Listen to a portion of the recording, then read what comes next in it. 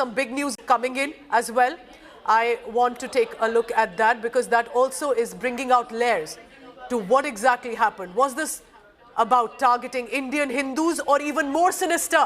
Viewer, look at this carefully. Were government officials and families primary targets of terrorists?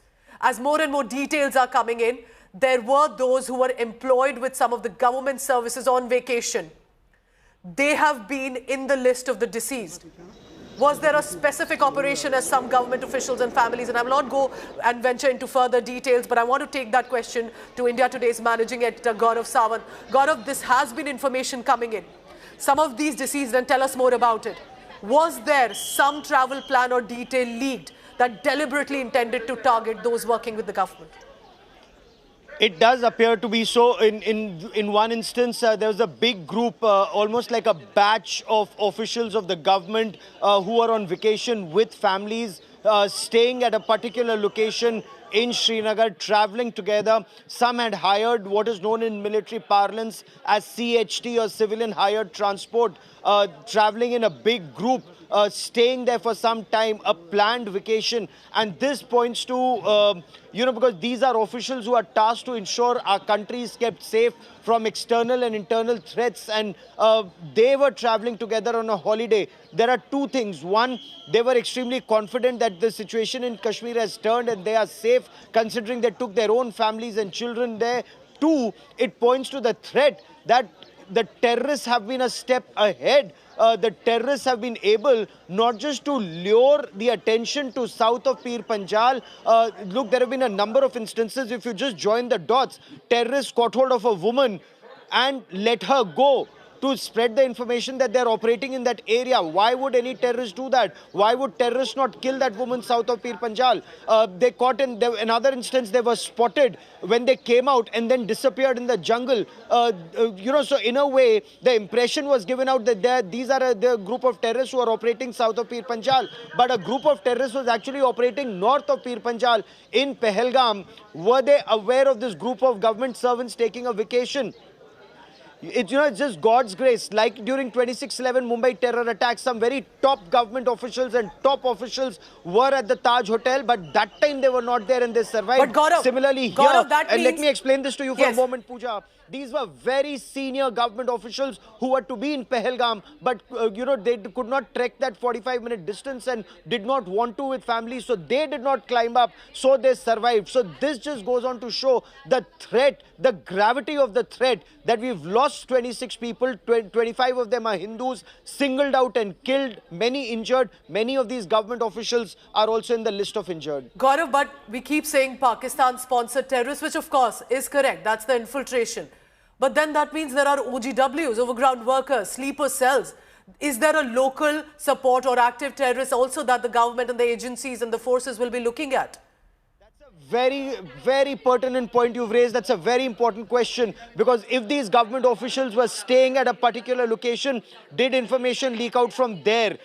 They were hiring a vehicle or a set of vehicles. Did information leak out of there? Where did this information leak out that a group of government officials were traveling together? Do keep in mind, terrorists were checking identity cards before eliminating people. So there were two aspects. One, they were trying to figure out religion of those they were killing. So they singled out Hindus and killed them. 25 of the dead of the 26 are Hindus. One local from Anantnag was also killed.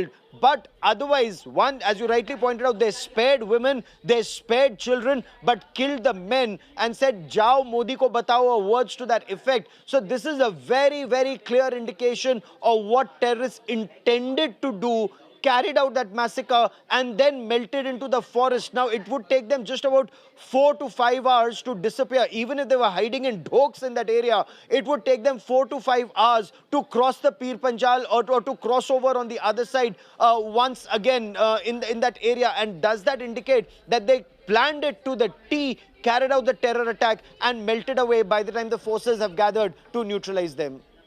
This was clearly pre-planned. They knew the location was unlike many others where the reinforcement could take time. Gaurav, let's talk about this image on our screen. I'll then go across to Ashraf as well. The image of Home Minister Amit Shah himself leading the wreath-laying ceremony, a certain messaging and symbolism there to not be sitting in Delhi, to be there in Srinagar and then possibly en route later to Pehalgam as well, and talking to the survivors, to the families who have to now take these coffins back home.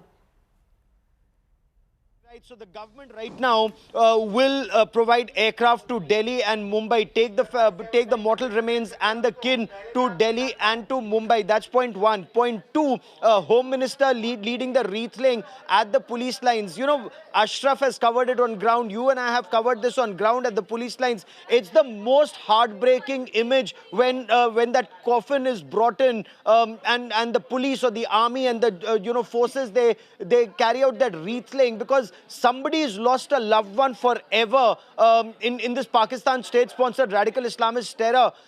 26 bodies lined up. You remember, we were covering in 2019 Pulwama when 40 bodies were lined up, 40 mortal remains of CRPF personnel. When you look at these numbers, Pakistan has actually been doing this regularly. If you look at the monthly average of number of civilians or security forces personnel killed, it comes to the same number, but they don't escalate it to a level that there'll be nationwide outrage. But that's exactly the point that Pakistan has been doing since that time, killing 30, 40 virtually every other month, but not keeping it, keeping it below that threshold level. This time, once again, they've crossed that threshold level.